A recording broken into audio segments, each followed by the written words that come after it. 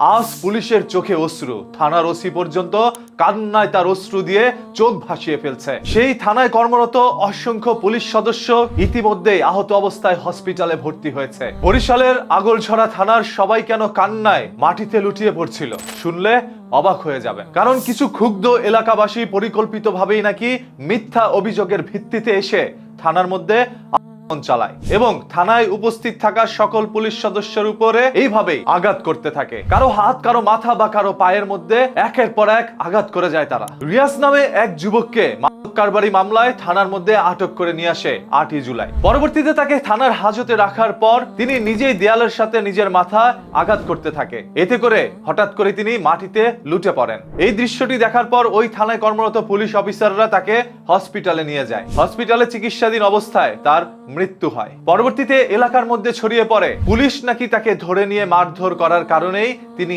এইভাবে দুনিয়া ত্যাগ করেছেন, মানে পুলিশ নাকি তাকে হত্যা করেছে। এই অভিযোগের ভিত্তিতে এলাকার সকল মানুষ একত্রে হয়ে থানার মধ্যে চালায়। ওই থানার কনস্টেবল এবং ওই থানার ওসি জনাব মাসুদকেও তারা নির্মম ভাবে আঘাত করে যায়। একজন পুলিশ কর্মকর্তা এমনিতেই কান্না করে না, তার চোখ থেকে অযথাই অশ্রু বের হয় না। আবার যদি হয় সে একজন থানার ওসি। তারা বাস্তব পরিবেশের সম্মুখীন সব সময় হয়, তাই তাদের চোখে অল্পতেই অশ্রু আসবে না। কারণ তারা এই পৃথিবীর ভয়ঙ্কর বাস্তবের সম্মুখীন হতে হতে আজ একটি থানার ওসি হয়েছে। আর তাদের মনের মধ্যে অত আবেগ নেই যেই আবেগে তারা কান্না করে দিবে। নিশ্চয়ই এমন কোন ঘটনা ঘটে গিয়েছিল যাতে করে তারা চোখ থেকে অশ্রু ঝরাতে বাধ্য হয়েছে। তাদের অজান্তেই হয়তোবা তারা কান্না করে দিয়েছিল সেদিন। তাদের সেই চোখের অশ্রু এখন পর্যন্ত যাদের মন গলাতে পারেনি তাদেরকে একটি কথা বলি, আজ আপনারা যে পুলিশকে প্রাধান্য দিচ্ছেন না, সম্মান দিচ্ছেন না, হয়তোবা অতীতে পুলিশের সেই রেকর্ড থাকার কারণে। অতীত হয়তোবা পুলিশ এমন কিছু কাজ করেছে যার কারণে জনগণের মন থেকে সেই পুলিশ উঠে গিয়েছিল। সেখানে বিশ্বাস ভরসার জায়গা ধ্বংস করে দিয়েছিল হয়তোবা পুলিশ। কিন্তু